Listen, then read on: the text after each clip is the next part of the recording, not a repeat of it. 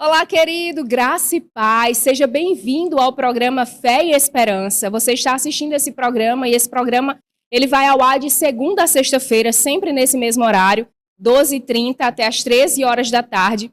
E hoje, sem mais delongas, nós vamos entrar no tema em que a gente vai estar trabalhando. E nada mais justo do que trabalhar o Natal, o nascimento de Jesus. Nós estamos nesse clima natalino, nós estamos relembrando, de fato, o verdadeiro significado do Natal, que é o nascimento de Jesus, que é também o nascimento, da esperança para os homens, a luz, para as nações. E nós, nada mais justo do que celebrar, relembrar, E hoje, à luz das Escrituras, à luz da palavra de Deus, eu quero trazer para você, de forma cronológica, como esse nascimento ele foi anunciado por Deus. Como esse nascimento ele foi contado ao longo da história, e como esse bebezinho nasceu carregando, a salvação, carregando mesmo a esperança de toda a humanidade. Então hoje nós vamos relembrar isso. Eu quero estimular, para que você possa estar compartilhando esse link com mais pessoas. E enquanto você compartilha esse link, tenha um entendimento de que você está compartilhando não somente um link, mas que você está compartilhando uma mensagem. Hoje eu estou anunciando isso. Hoje eu vou compartilhar a mensagem do nascimento de Jesus. Então, tantas famílias estão se reunindo nesses dias, tantas pessoas estão mais sensíveis mesmo para o evangelho, e às vezes em casa, nos seus quartos, ou até mesmo em leitos de hospitais, aguardando, esperando uma boa notícia. E você tem essa boa notícia na palma da sua mão e você pode compartilhar e me ajudar, a propagar essa mensagem para mais pessoas. Amém? Então, sem mais delongas, eu quero ir com você para um texto que está lá no livro do profeta Isaías, no capítulo 46, no versículo 10. Está escrito assim: lembrai-vos das coisas passadas, da antiguidade, que eu sou Deus e não há outro. Eu sou Deus e não há outro semelhante a mim, que desde o princípio anuncio o que há de acontecer e desde a antiguidade as coisas que ainda sucederão, ou seja, acontecerão. Que digo, o meu conselho permanecerá de pé, farei toda a minha vontade. Sabe, irmão, quando eu estava montando a estrutura dessa ministração, a estrutura desse ensino, eu quis trazer esse texto do profeta Isaías. O profeta Isaías também é conhecido como profeta messiânico, ou seja, o profeta que traz mesmo revelações de coisas que ainda iriam acontecer, que já aconteceram, mas no tempo dele ainda não haviam acontecido. Mas esse homem, carregando mesmo revelações da parte de Deus, a inspiração da parte de Deus, ele falou de um tempo, de que um menino nasceria, e ele seria o príncipe da paz, que ele carregaria nos seus ombros, ou melhor, nas orlas das suas vestes, salvação.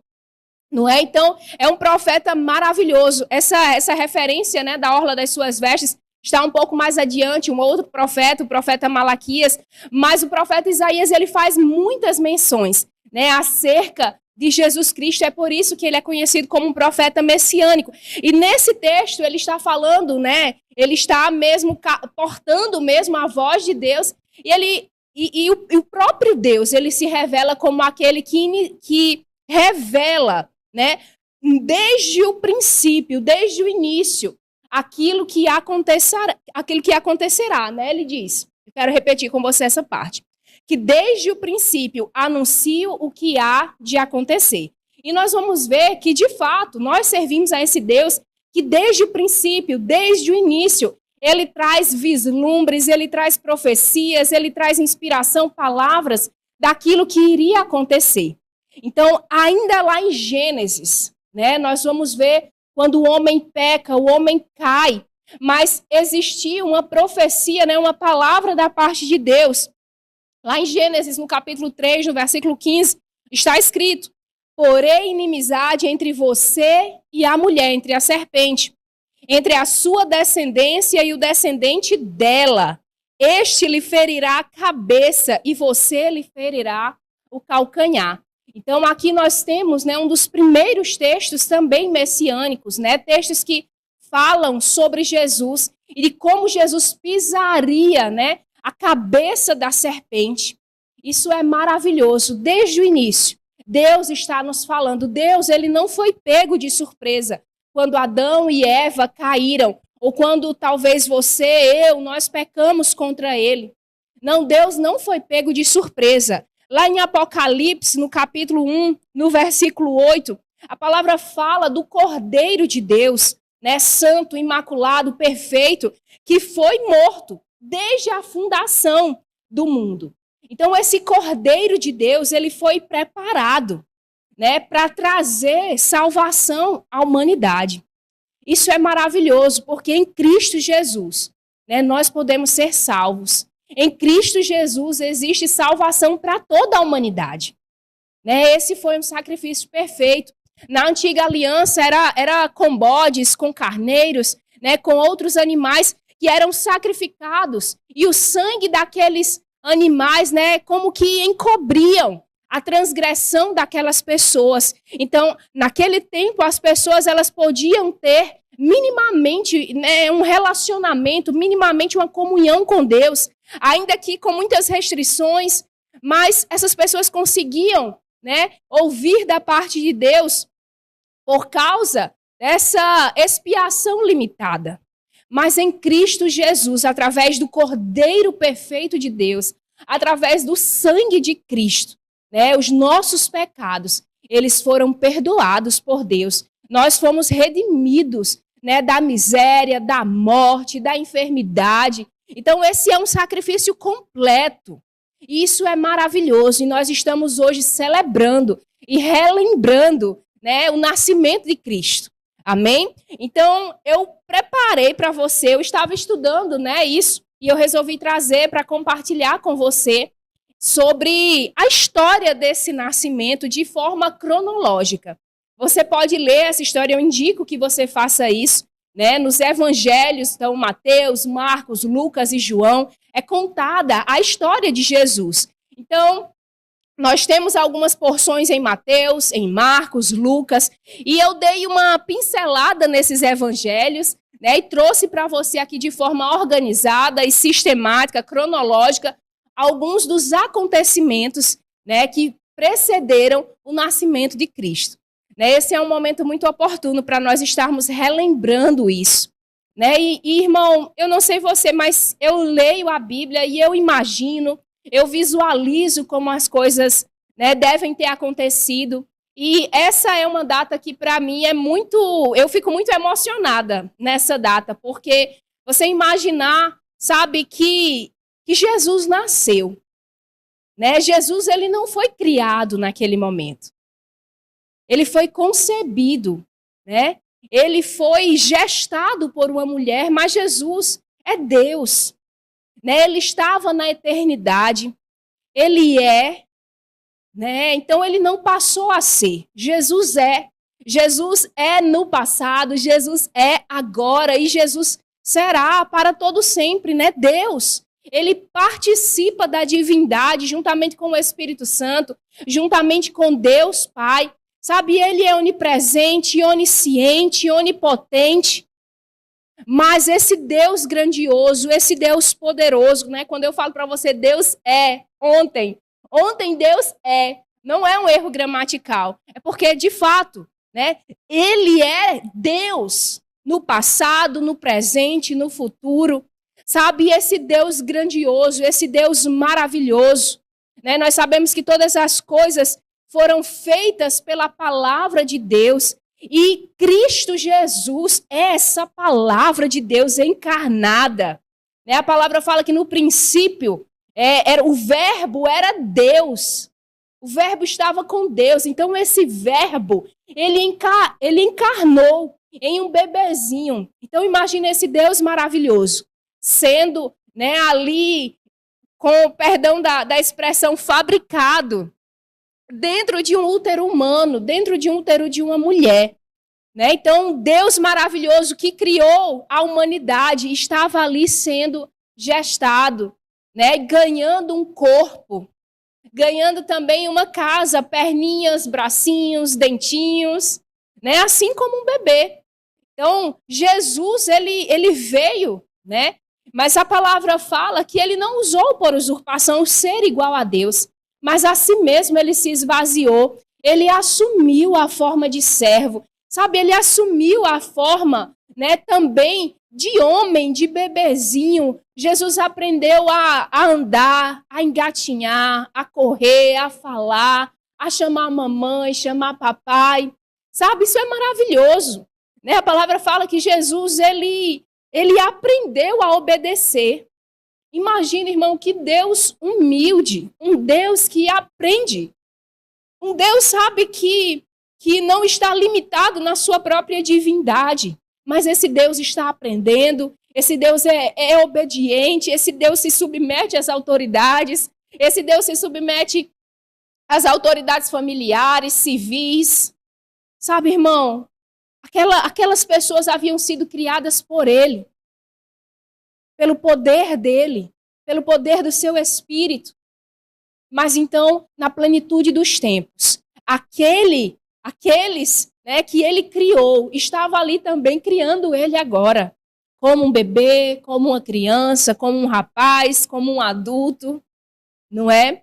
Isso é maravilhoso. Então, nós temos algumas profecias, eu li para você essa de Gênesis, né, que de fato se cumpriu. Nós vamos ver também em Daniel, em Isaías e tantas outras porções da palavra que vão trazer, né, flashes daquilo que iria se cumprir na plenitude dos tempos com o nascimento do Filho de Deus.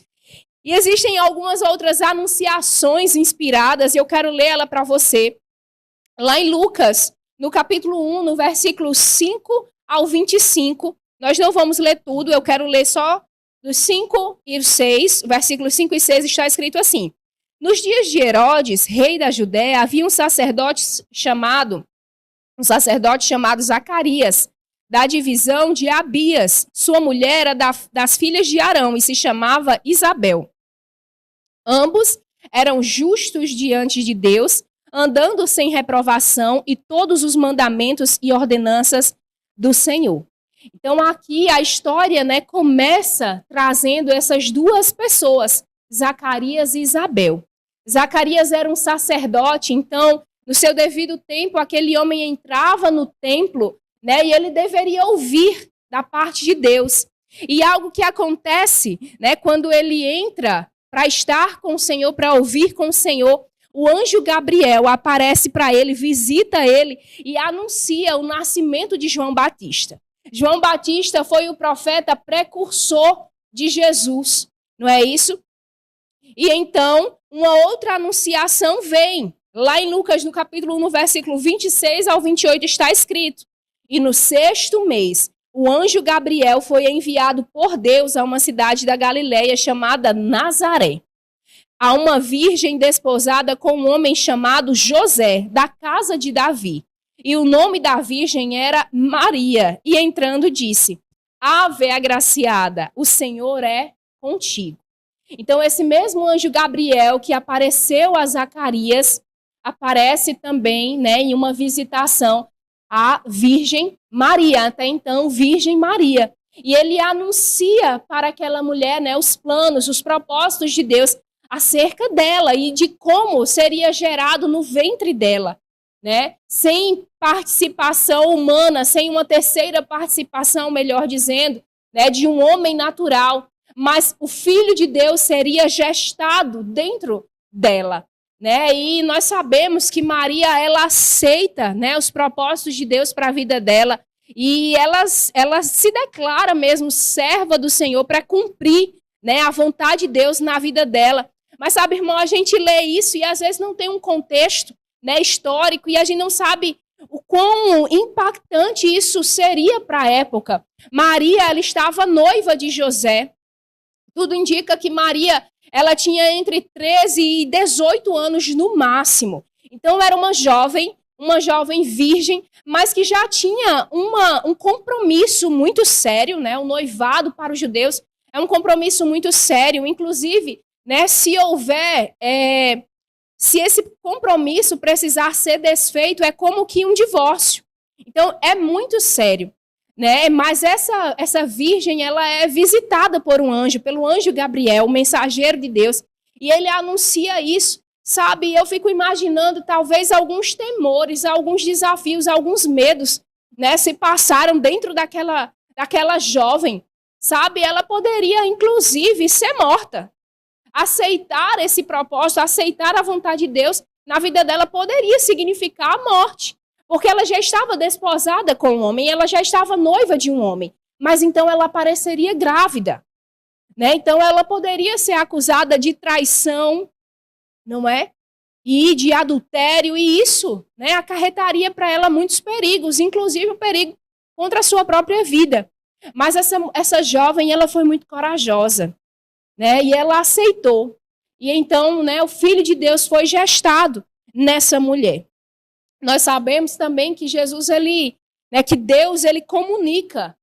Ele faz algumas outras comunicações. Lá em Lucas, no capítulo 1, no versículo 39 ao 40, está escrito: naqueles dias, Maria se clamou e foi apressadamente a uma cidade da montanha, na Judéia, e entrou na casa de Zacarias e saudou Isabel. Eu quero ler esse texto com você. Tem uma outra parte que eu não acrescentei aqui, mas eu quero ler com você. Mateus, Marcos, Lucas no capítulo 1. Sobre esse encontro maravilhoso, né? Isabel, ela já estava gestando João Batista, né, o profeta precursor de Jesus, e então ela tem um encontro maravilhoso com Maria, né, logo depois que Maria já havia sido também comunicada da sua gestação sobrenatural, né? Então, Lucas capítulo 1, versículo 39, eu vou ler novamente. Naqueles dias, dispondo-se Maria, foi apressadamente à região montanhosa, a cidade de Judá. Entrou na casa de Zacarias e saudou Isabel. Ouvindo esta saudação de Maria, a criança, né, João Batista, ouvindo esta saudação de Maria, a criança lhe estremeceu no ventre. Então, Isabel ficou possuída do Espírito Santo e exclamou em alta voz: bendita és tu entre as mulheres, e bendito é o fruto do teu ventre. E de onde me provém que me venha visitar a mãe do meu Senhor? Pois logo que me enxergou os ouvidos a voz da tua saudação, a criança estremeceu de alegria dentro de mim.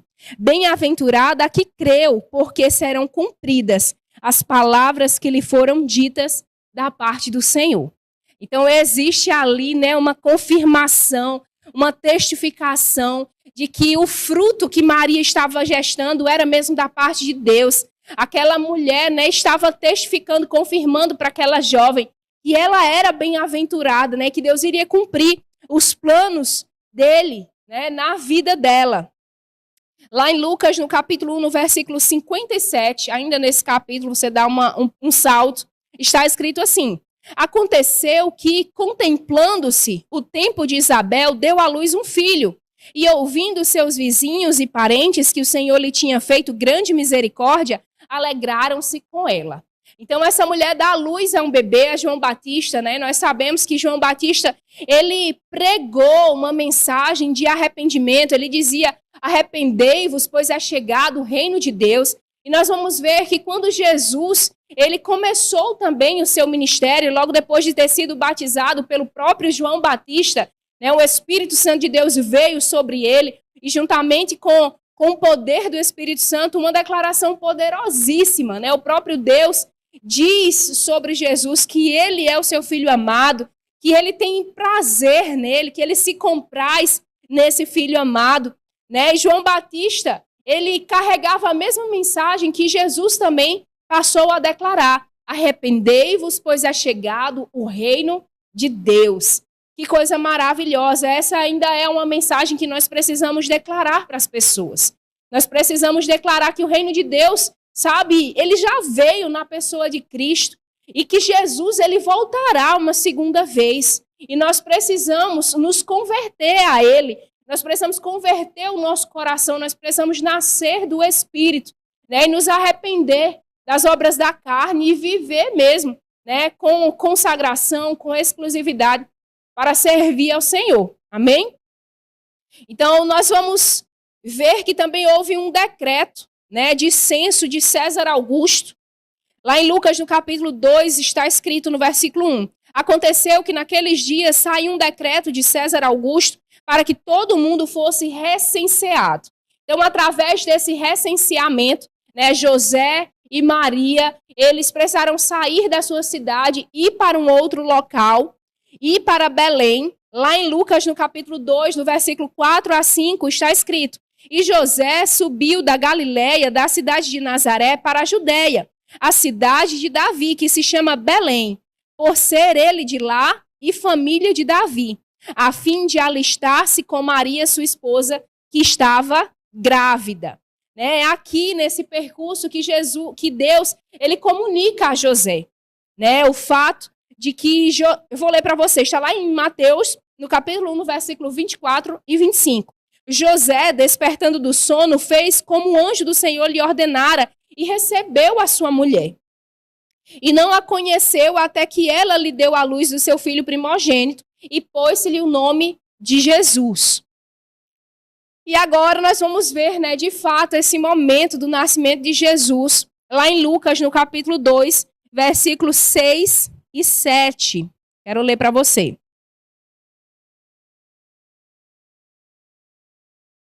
Lucas, capítulo 2, versículos 6 e 7. E aconteceu que, estando eles ali, se cumpriu os dias em que ela havia de dar à luz.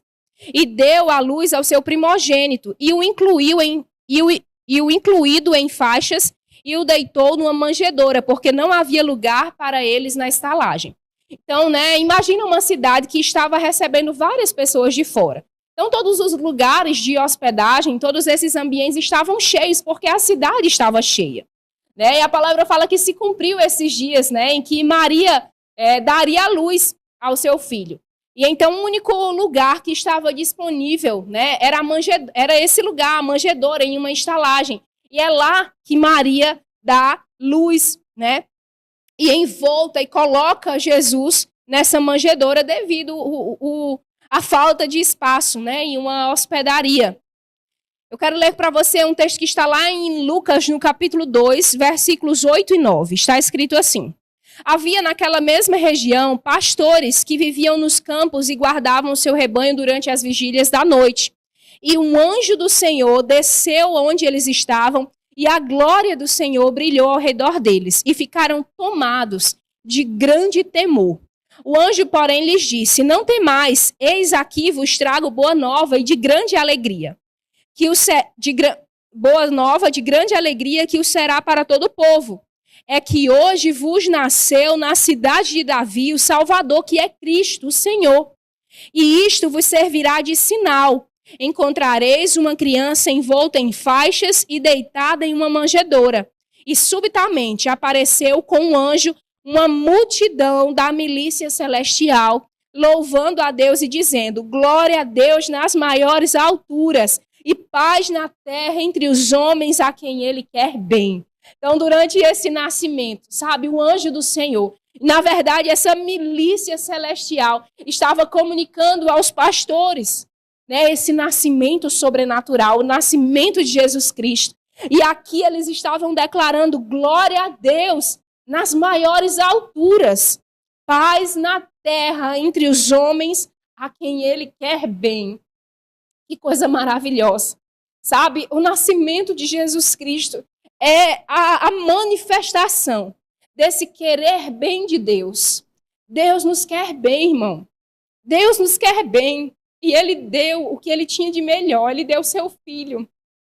E a palavra fala que ele deu o seu filho para que todo aquele que nele crê não pereça, mas tenha vida eterna. Sabe, o Filho de Deus, ele não veio para condenar o mundo. Ele veio para que o mundo ele fosse salvo por ele.